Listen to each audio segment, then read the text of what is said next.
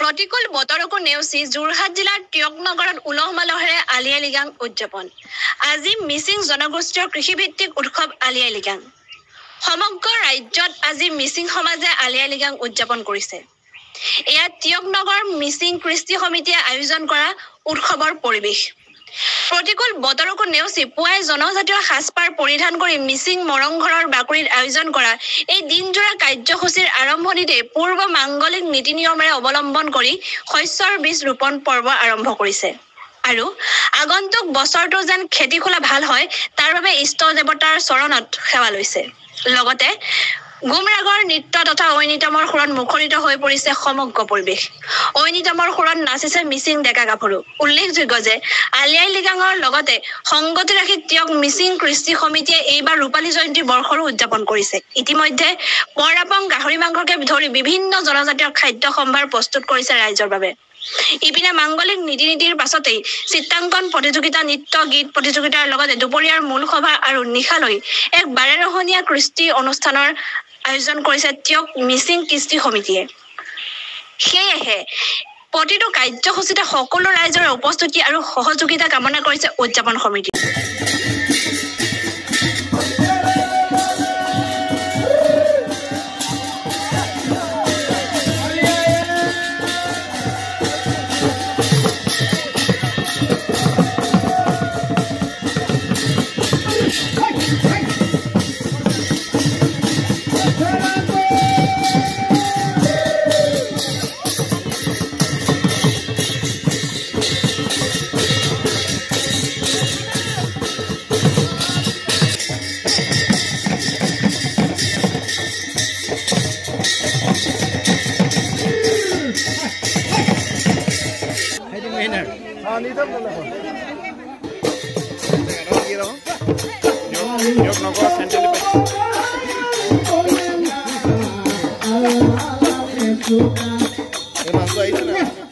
আলিৰ শব্দ অৰ্থটো হ'ব মূল জাতীয় শস্য আৰু আই হ'ল ফল জাতীয় শস্য। লৃগাং শব্দটো বুজাইছে ৰোপণ কৰা, অৰ্থাৎ আলি আই লৃগাং মানে সেইটো বুজাইছে মূল আৰু ফল ৰোপণ কৰা আৰম্ভণিৰ উৎসৱ। সেয়েহে যিহেতু মিচিংসকল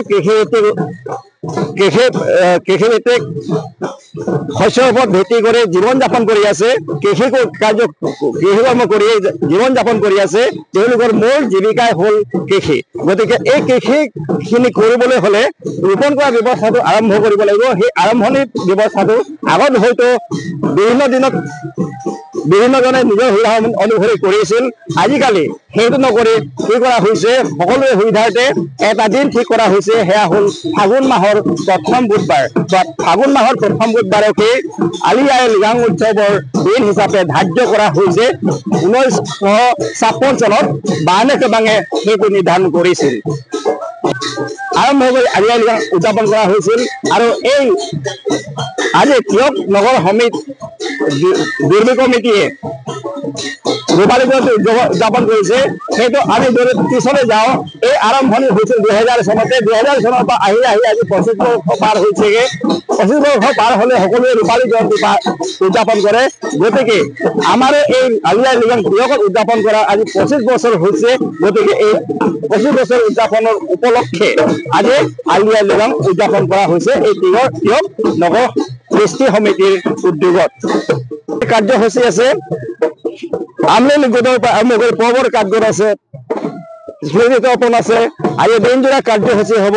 এই দিনজোৰা কাৰ্যসূচীত বহুতো গীত নৃত্য প্ৰতিযোগিতা হ'ব, আলি আই লৃগাং গুমৰাগ নৃত্য প্ৰতিযোগিতা হ'ব আৰু আলোচনা চক্ৰ আছে।